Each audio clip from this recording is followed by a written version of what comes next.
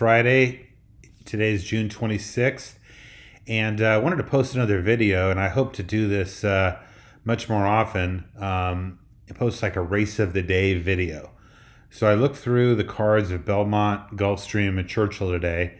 There were a lot of good races, but this was my favorite one.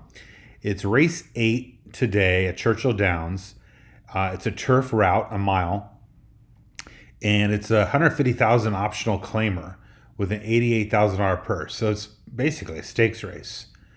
So we're going to review this race today. I think this is a race where we can make some money. The first thing I always look at is the true morning line. Of course, scratches will come out later in the next hour or two. Could change this a little bit. But first of all, you see that it's quite scrambled. Okay, you got these. This is not a top to bottom sort that is according to the morning line. And so you know there's going to be some value to be had. But one of the things you want to check is this just a wide open, chaotic race? And you look over here in the rank column, and most of the rank is consolidated within 3 to 4 horses, really 3 horses. And so that's very good consolidation and very good value.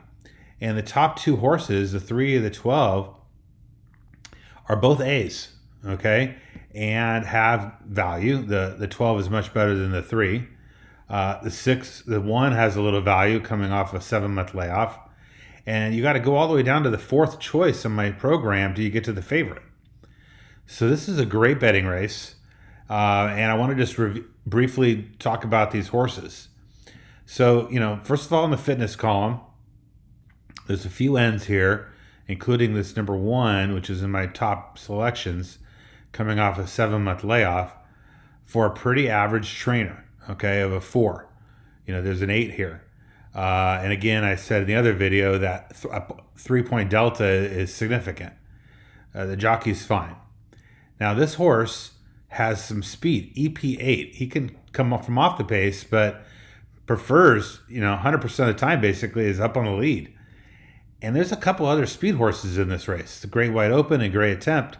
Those also are going to be going for the lead, and they have basically a 100% chance of getting the lead.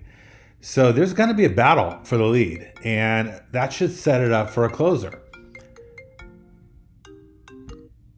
Now, if you look at the top 2 horses here, they're both decent closers, especially this 3, which has a 90 late speed rating.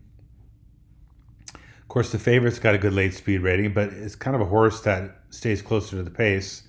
It's got 100 on early speed, so certainly can close, but it's kind of expect the horse to be a little closer to the lead. And so those are this Get Western, the number 1, really kind of poor late speed. So really it looks to me like, the 12, the 3, or the 9 are the horses to beat here. And of course the 9's the favorite. So you're looking at the 12 or the 3. A couple of things about the race. You got this 4 horses down here who have poor PFDS percentage. Basically, they're trying turf where they're normally dirt horses. And then you've got quite a few horses that have good form cycle coming in, including our top 2 horses that we like with the 2-3 form cycle. This Mr. Misunderstood has got a great trainer, good jockey, and the right running style to not only turf routes but for this pace setup. The horse is basically a 5.5 to 5.9 to 1 kind of horse, and is 6.5 in the morning line. Hopefully that drifts up. You see 1, 2, 3, 4, basically the 4th choice in the betting. Maybe that drifts up. The 12 here got a lot of great positives as well. With the 2-3 form cycle, coming off a very short layoff. And basically, these are the 2 horses to bet, the 3 and the 12. I would Dutch those, meaning I would bet both of them to win. And I would scale my bets based on the odds they go off at. I would use both of them in any serial wagers I use. And I probably use those 2.